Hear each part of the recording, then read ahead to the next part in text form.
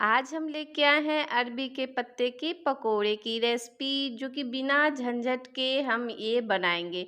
बहुत ये खस्ता, क्रिस्पी और कुरकुरा बनता है और इसे लंबे समय तक आप स्टोर करके रख सकते हैं। तो चलिए देख लेते हैं इसे हम कैसे बनाएंगे। चैनल पे नए हैं तो बेल आइकन के साथ ज़रूर सब्सक्राइब करें। तो यहाँ पे आप लोग देख सकते हैं, हम अरबी के पत्ते इतना सारा हम ले लिए हैं। तो इसे अब हम साफ़ करेंगे। तो जो हार्ड वाली है डंठल, उसे हम काट लेंगे और इसे थोड़ा थोड़ा, जो ये हार्ड वाली पत्ते पे रहती है, उसे भी हम काट के पूरी अच्छी तरह से साफ़ कर लेंगे। तो देखिए फ्रेंड, इस तरह से साफ़ करके पूरे को हम फिर आप लोग को धो के इसको हम दिखाते हैं। तो चलिए इसको हम धो के फिर लाते हैं। तो यहाँ पे देखिए, हम इसको अच्छी तरह से काट के और धो भी लिए हैं और 2-3 पानी से इसको अच्छी तरह से धो लिए हैं।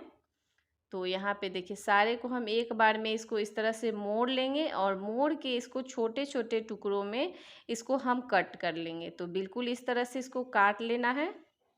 छोटे छोटे, जितना आपको हो सके उतना छोटा छोटा टुकड़ा इसे हमें काट लेना है।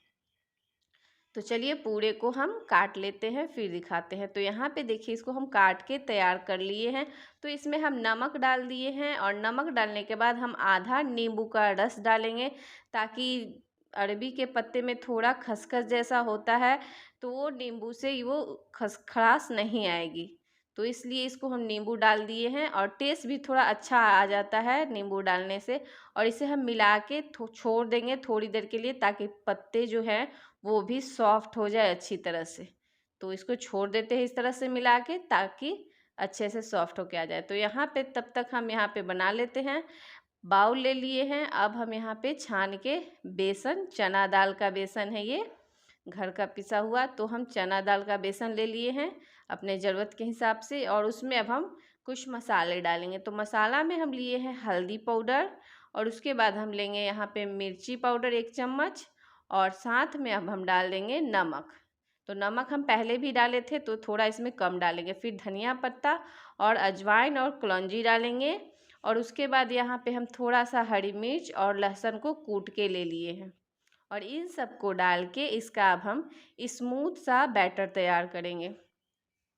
तो चलिए इसको हम बैटर को पानी डाल के इसको हम तैयार कर लेते हैं।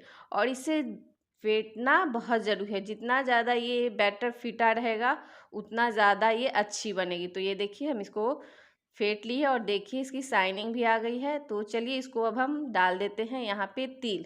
तिल से क्रंच बहुत अच्छी आती है, तो ये डालना ज़रूरी है। अगर नहीं है तो इसकी भी कर सकते हैं।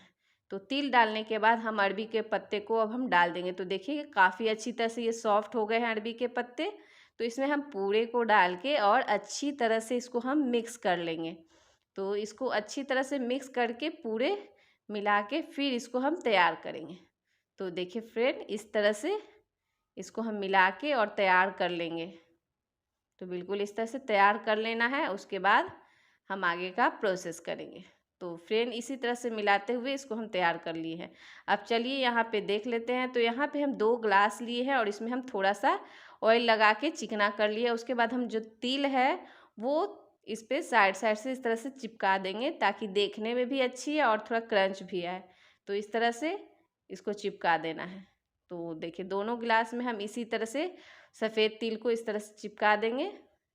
तो बिल्कुल इस तरह से इसको कर देना है। और उसके बाद जो हम बैटर तैयार करके रखे हुए हैं वो हम इसमें अब डाल देंगे।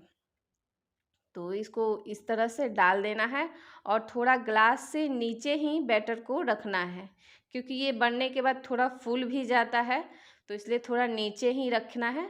तो इस तरह से पूरे को हम डाल लेते हैं। तो यहाँ पे देखिए फ्रेंड, हम दोनों ग्लास में भर लिए हैं और थोड़ा थोड़ा नीचे ही डाले हैं और ऊपर तक नहीं लाएं, क्योंकि फूलने के बाद थोड़ा ऊपर आ जाता है इसलिए। तो चलिए अब इसको स्टीम करते हैं। तो यहाँ पे हम गैस पे पानी गर्म होने के लिए डाल दिए हैं। अब इसमें हम दोनों ग्लास को डाल देंगे और इसे हम लो फ्लेम में कम से कम 20 से 25 मिनट तक पकाएंगे, तभी ये अच्छे से एकदम अंदर से पक के आएंगे।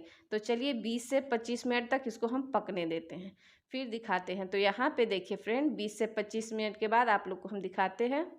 ये काफ़ी अच्छी तरह से पक चुके हैं और पानी भी पूरे कम हो गए हैं। तो चलिए देख लेते हैं पका है या नहीं। तो यहाँ पे देखिए कितनी स्मूथली स्टिक आ गई है। तो चलिए इसको निकाल के ठंडा कर लेते हैं। तो यह देखिए काफ़ी अच्छी तरह से ये ठंडा भी हो गया है और ये फूल भी के इतना सारा आ गया है। तो चलिए अब इसको हम साइड साइड से चाकू की हेल्प से इसको निकाल लेते हैं।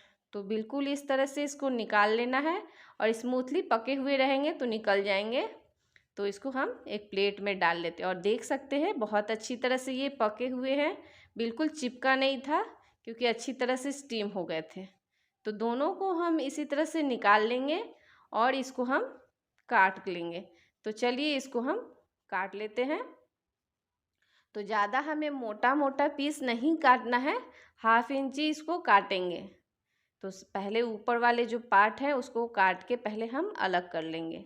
तो देख सकते हैं इस तरह से काट के, और उसके बाद हम 1/2 इंची इसको काटेंगे ताकि अच्छे से क्रिस्प बन के आए। आप जितना ज़्यादा पतला भी कर सकते हैं। तो देखिए फ्रेंड इसी तरह से इसको हम काट लिए और देख सकते हैं। और इससे क्या होता है, इस तरह से बनाने से बहुत अच्छा शेप भी बन जाता है, इसलिए इसको इस तरह से बनाने से बहुत अच्छा गोल शेप में बन के आ जाता है। तो इसी तरह से चलिए पूरे को हम काट लेते हैं फिर दिखाते हैं। तो यहाँ पे देखिए हम सारे पीसों को कट कर लिए और देख सकते हैं ज़्यादा हम मोटा नहीं रखे, 1/2 इंची इसको हम काटे हैं ताकि जब फ्राई करें तो ये क्रिस्प बन के आए। तो चलिए अब इसको हम फ्राई करते हैं। तो फ्राई करने के लिए यहाँ पे देखिए हम तेल गरम कर लिए हैं। अब हम एक एक करके पकोड़ों को हम इसमें डाल देंगे। तो एक बार में आपका जितना आ सके उतना डाल लेना है और इसे इस तरह से क्रिस्प करते हुए हमें फ्राई करना है। आप इसे तवा पर भी सेलो फ्राई कर सकते हैं, उससे भी क्रिस्पी बनते हैं। तो इस तरह से थोड़ा और ज़्यादा क्रिस्पी और टेस्टी लगने लगता है। तो यहाँ देखिए एक तरफ से ये सीख गए हैं काफ़ी अच्छी तरह से, तो दूसरी तरफ से भी इसको हम पलट के सेक लेते हैं। तो यहाँ पे देखिए फ्रेंड ये काफ़ी अच्छी तरह से फ्राई हो चुके हैं दोनों तरफ से। तो इसे थोड़ी देर और हम कलर चेंज होने तक ताकि क्रिस्प बने। तो यहाँ पे इसको फ्राई कर लिए हैं। तो देख सकते हैं दोनों तरफ से कलर भी बहुत अच्छी आ गई है। तो इसे हम निकाल लेते हैं और निकाल के फिर आप लोग को हम निकाल के दिखाते हैं। तो देखिए फ्रेंड यहाँ पे हम सभी को हम फ्राई कर लिए हैं और देख सकते हैं कुरकुरा क्रिस्पी पकोड़ा तैयार हो चुका है, जो कि खाने में बहुत ज़्यादा ये टेस्टी है और अंदर से भी बहुत अच्छे पके हुए हैं और बहुत कम तेल ये ऑब्जर्व करता है और इसे थोड़े टाइम तक स्टोर करके रख सकते हैं। तो ज़रूर इस रेसिपी को आप लोग ट्राई करिए और हमें कमेंट में बताइए आज की मेरी कैसी लगी रेसिपी। फिर मिलते हैं आप लोग से नेक्स्ट रेसिपी में। Thank you for watching video.